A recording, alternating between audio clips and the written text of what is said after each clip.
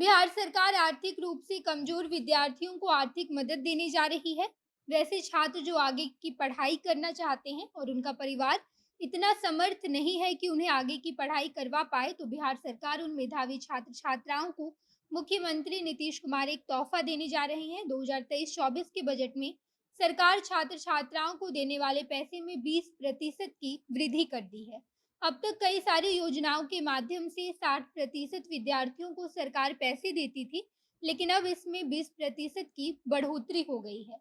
बीते सालों में सरकार 2744 करोड़ 24 लाख रुपया विद्यार्थियों को दे चुकी है, लेकिन अब इसमें 20% की बढ़ोतरी से बिहार राज्य के कई और ज्यादा विद्यार्थियों को पैसे मिलेंगे। इसके साथ साथ वैसे मेधावी छात्र जो अपनी पढ़ाई पूरी करने के लिए देश से बाहर जाना चाहते हैं, यानी कि विदेश जाने वाले छात्र छात्राओं को भी सरकार उनकी पढ़ाई के लिए पूरी खर्च देगी।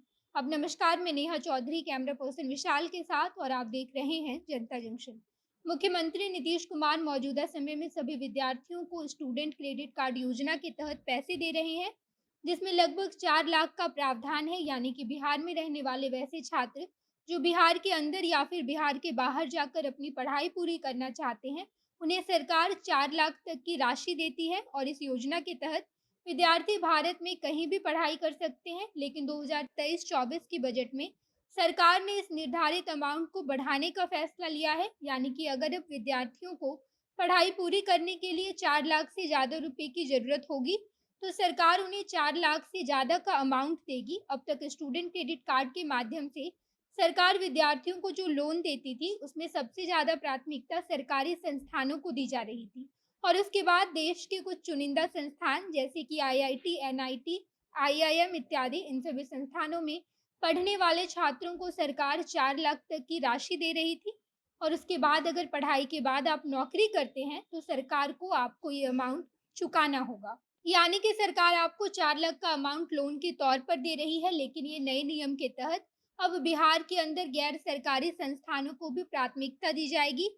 यानी कि वैसे बच्चे जो गैर सरकारी संस्थान में पढ़ाई करना चाहते हैं, उन्हें भी सरकार ये लोन का अमाउंट देगी। शिक्षा विभाग की तरफ से विद्यार्थियों को लोन के पैसे देने के लिए एक अलग से एजेंसी बना दी गई है, ताकि विद्यार्थियों को ज़्यादा परेशानी ना हो। विद्यार्थी सीधे उस एजेंसी से कांटेक्ट करके अपने सारे आवेदनों का सत्यापन करवा ले। बिहार में विद्यार्थियों को लोन देने की सुविधा 2016 में लाई गई थी, और इस योजना में बिहार के 7 राज्य में पढ़ाई करने वाले बिहार के 49,115 विद्यार्थियों को 17,048 करोड़ 28 लाख रुपए लोन के तौर पर दी जा चुकी है, जिसमें उत्तर प्रदेश में जितने भी शिक्षण संस्थान हैं, उन्हें पहला प्रेफरेंस दिया गया है। यानी कि बिहार के ऐसे छात्र जो उत्तर प्रदेश में पढ़ाई करते हैं, उन्हें लोन की सूची में पहला प्राथमिकता दिया जाएगा। बिहार के वैसे छात्र जो उत्तर प्रदेश में पढ़ाई करते हैं, उनमें से 13,048 विद्यार्थियों को 455 करोड़ 30 लाख रुपए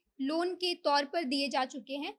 इसके साथ साथ पंजाब में पढ़ाई करने वाले 8518 विद्यार्थियों को सरकार 306 करोड़ 3 लाख रुपए का अमाउंट दे चुकी है।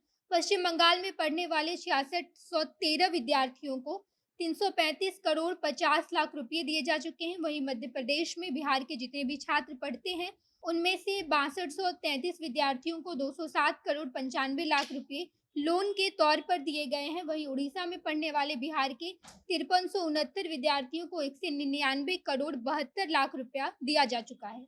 तो वहीं तमिलनाडु में पढ़ने वाले 4845 विद्यार्थियों को 184 करोड़ 54 लाख रुपए दिए गए हैं। राजस्थान में पढ़ाई करने वाले 4,479 छात्र छात्राओं को 169 करोड़ 24 लाख रुपए लोन के तौर पर दिए गए हैं। कुल मिलाकर बात यही है कि बिहार सरकार 2023-24 में जो बजट लेकर आई है, उसमें सरकार 20% की वृद्धि कर चुकी है। यानी कि अब मैनेजमेंट और बाकी सभी विषयों की पढ़ाई करने वाले छात्रों को भी लोन की राशि के लिए प्राथमिकता दी जाएगी। इस विषय में विभाग के अपर मुख्य सचिव दीपक कुमार सिंह ने बताया कि अब लोन की राशि लेने की प्रक्रिया को भी काफ़ी सरल बना दिया गया है।